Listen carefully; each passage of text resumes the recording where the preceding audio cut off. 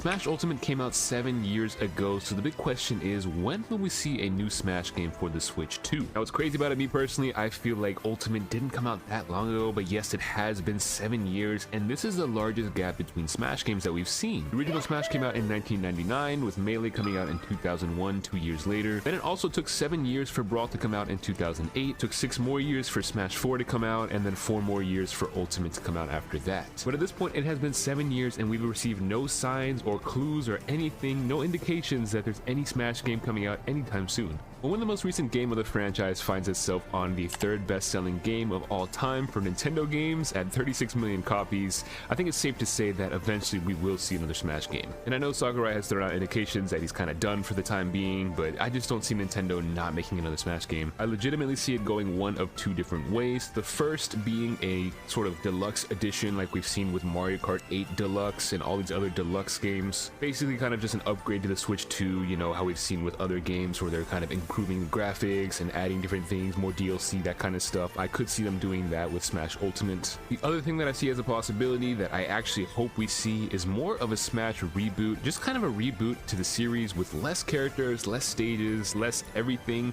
and just kind of restarting from scratch. Obviously this one's going to be a lot of work, and I think it will be interesting to see what characters they would choose to include, but just kind of a fresh take on the Smash series would be something really cool, I think. And if this were to happen, I would say that we would probably get this announcement or some kind of hint towards this within the next year or 2. The Switch 2 is so fresh in its life cycle, it barely has any games right now, so I'm sure we're gonna get a ton of games over the next few years, and hopefully at some point we get that announcement.